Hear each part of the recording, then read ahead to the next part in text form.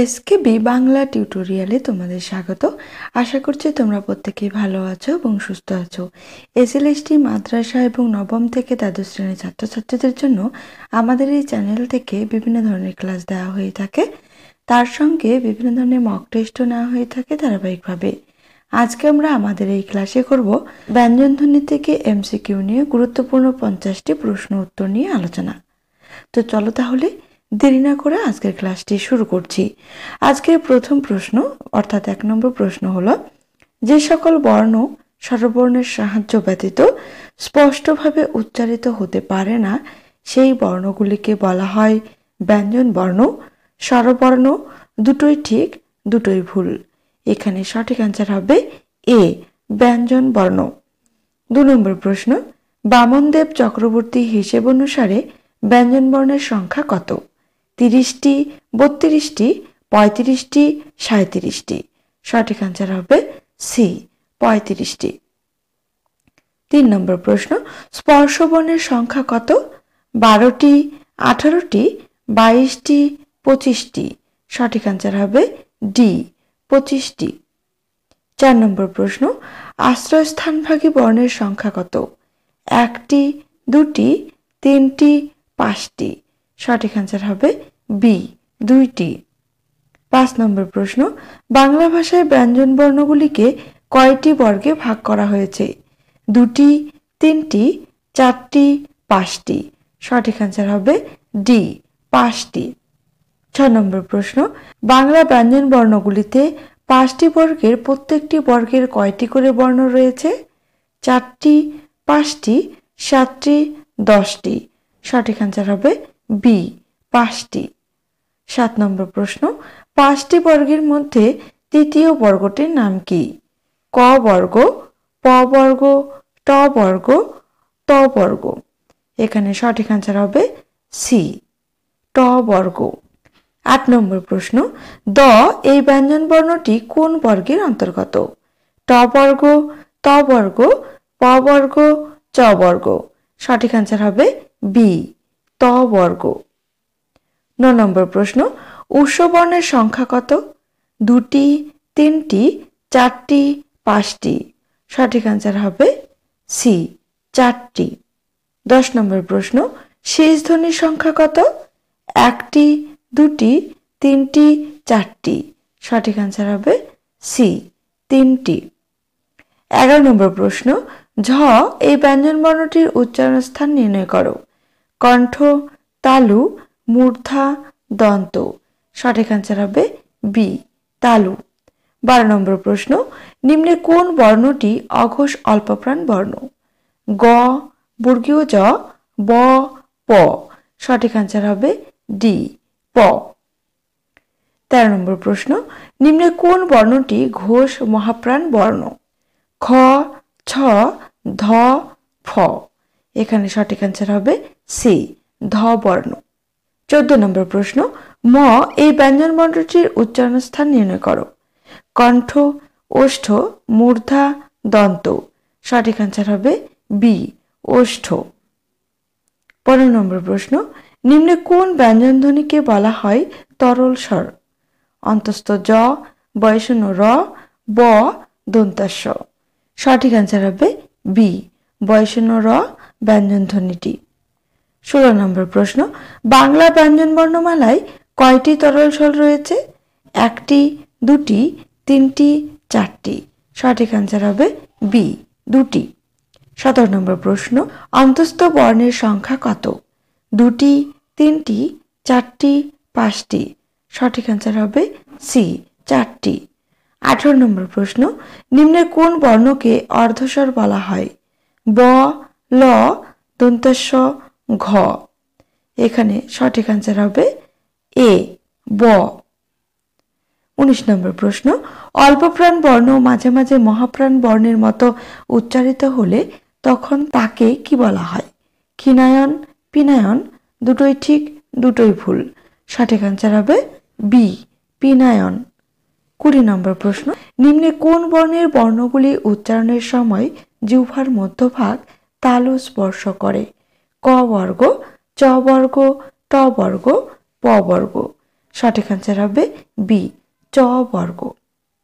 21 নম্বর প্রশ্ন, কাক থেকে কাক, কটা খ হয়ে গেছে দেখো। উদাহরণটি পিনায়ন, খিনায়ন, অল্পপ্রাণী ভবন, ঘোষী ভবনের। সঠিক আনসার হবে এ পিনায়নের উদাহরণ হয়েছে।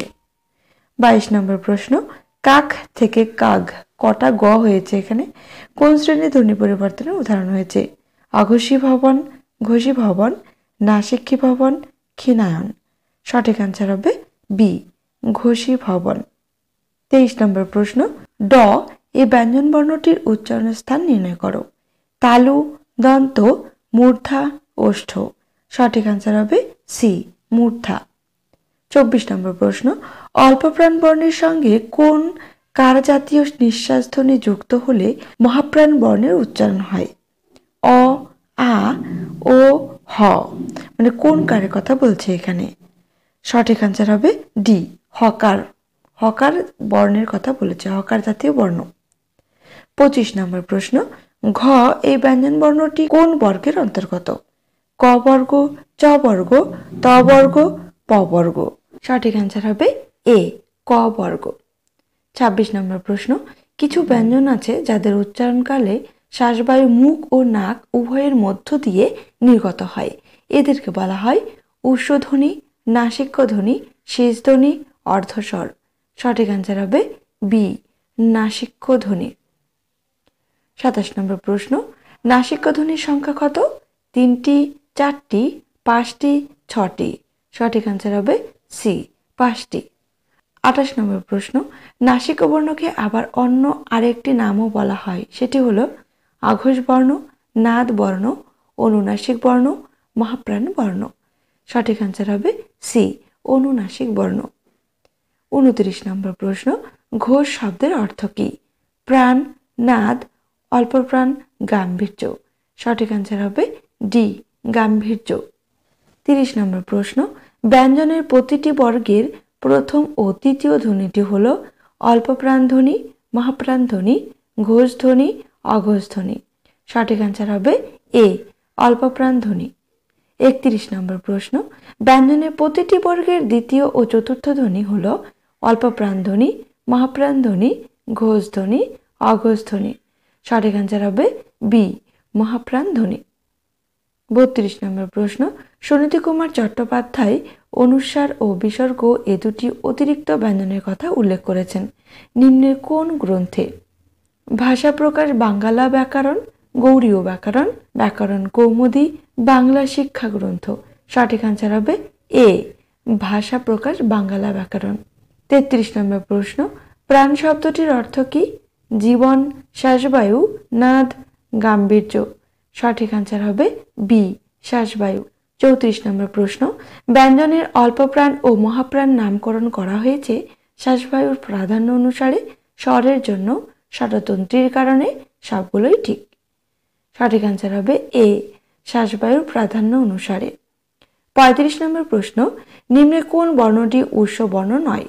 দন্তস্ব, তালব্য, ব, হ। সঠিক আনসার হবে সি ব। 34 নম্বর প্রশ্ন, শ্বাসের দীর্ঘতার সঙ্গে এদের উচ্চারণ সম্ভব। এরা হলো শেষ ধ্বনি, নাসিক্য ধ্বনি, উৎসবর্ণ, তরল স্বর। সঠিক আনসার হবে সি উষ্ঠবর্ণ। 37 নম্বর প্রশ্ন, নিম্নে কোন বর্ণটি স্বর ও ব্যঞ্জন বর্ণের মধ্যবর্তী বর্ণ? অন্তস্থ জ, তালব্য, হ, মূর্ধন্যস্ব। সঠিক আনসার হবে এ অন্তস্থ জ। 38 নম্বর প্রশ্ন, অষ্টরম্ভা থেকে অষ্টরম্বা কোন শ্রেণীর ধ্বনি পরিবর্তন হয়েছে? খিনায়ন, পিনায়ন, ঘোষী ভবন, নাসিক্যী ভবন। সঠিক আনসার হবে এ খিনায়ন। 39 নম্বর প্রশ্ন, নিম্নে কোন বর্ণগুলির উচ্চারণের সময় কণ্ঠস্থ স্বরতন্ত্রীর কম্পন হয় না বলে কণ্ঠস্বর মৃদু থাকে? ঘোষ বর্ণ, অঘোষ বর্ণ, নাসিক্য বর্ণ, অল্পপ্রাণ বর্ণ।